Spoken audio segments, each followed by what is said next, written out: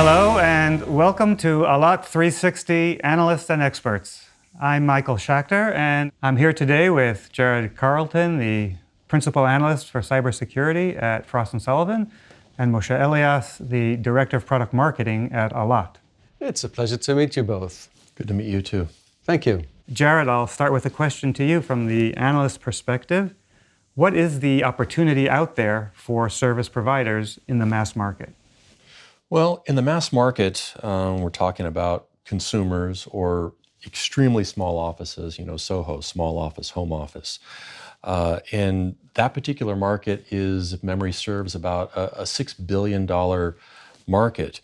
But it's largely focused on endpoint security. And we've seen that although there's some good endpoint security products out there, a lot of end users aren't actually putting them on the endpoints they have in their home. And so because of this, and also because that there's a lot more Internet of Things inside of the home or inside of the small office, home office that are being connected to the network, we need to start to move security towards the network instead of in the endpoints where it used to be traditionally. So it seems that there's a need out there and they are moving to the network, but what would you say are the key challenges that face service providers who are interested in this kind of mass market solution for security? It's a good question. I think that some of the key challenges on the service provider side are they've had some negative experiences in selling endpoint products, and they've also had the challenge of trying to integrate these point solutions for their end customers. Where I've seen things work is when there's been some strong management of the solutions from the service provider side. Moshe, turning to Allot and its security solutions, what is Allot doing to enable service providers to both capture this opportunity and overcome the challenges that Jarad described? Well, we've taken the approach of, first of all, building a service delivery platform, a platform that sits within the service provider network and even extends into the CPE, the home router of the consumer market, so that we're integrated with the operational systems and the business systems of the service provider, so that from their perspective, it's a fully integrated network-based solution.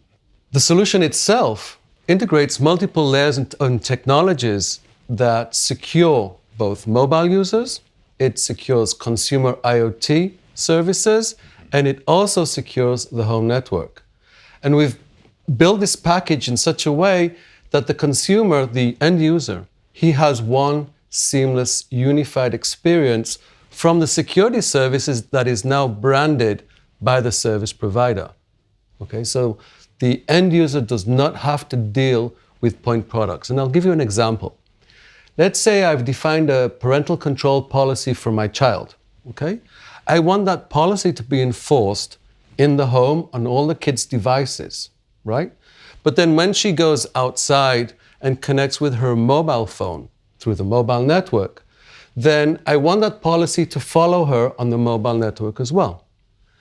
And then you'll ask, okay, but what happens when she connects to her friend's Wi-Fi or at the local shop, at the corner's Wi-Fi, public Wi-Fi? And so what we do is we'll integrate a client on the same phone that will also adopt that same policy that the parent has defined for that child.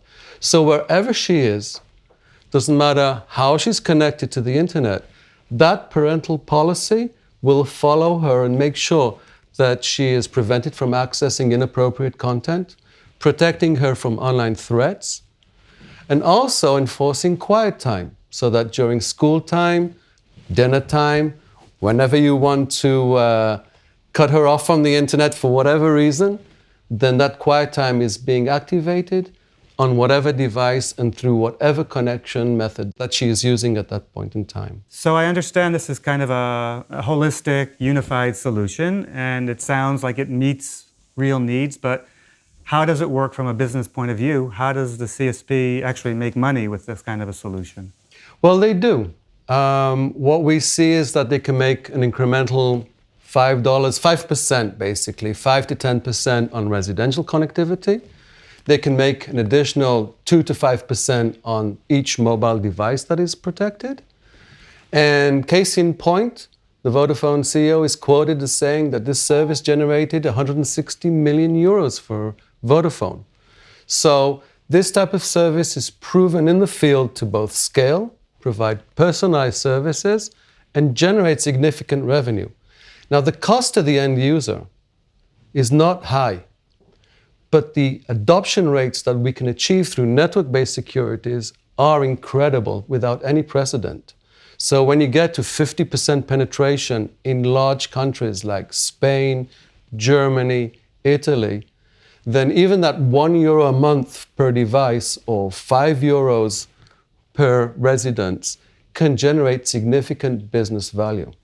So, Jarad, I think that Moshe has kind of addressed your opportunity and challenge portrait of the mass market service provider security opportunity. What do you think?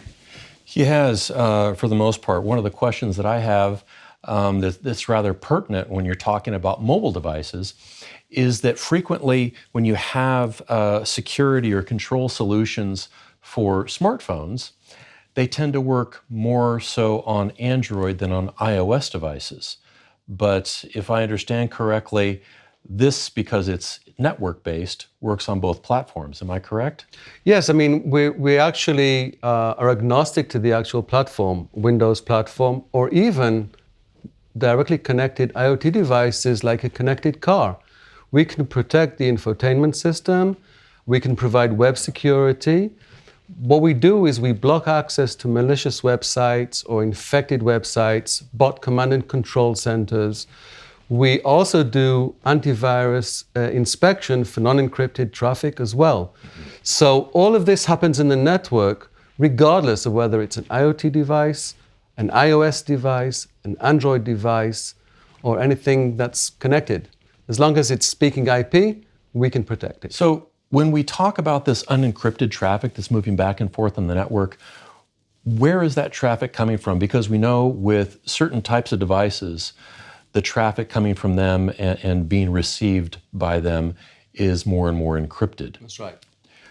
So we're seeing a lot of unencrypted traffic in the IoT domain. Okay. Mirai, for instance, was the payload of Mirai was delivered unencrypted, and there are still many attacks that are based on unencrypted traffic.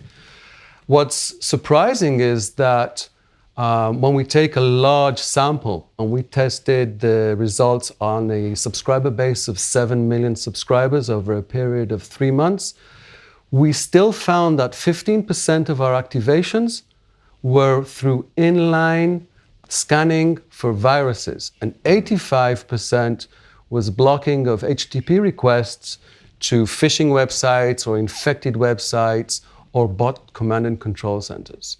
So there's still a large amount of attack vectors that are not leveraging encrypted traffic. Interesting. That really tells a lot about the need for security in the network these days. Thank you, Jarad, and thank you, Moshe. And that concludes this session. See you at the next Allot 360.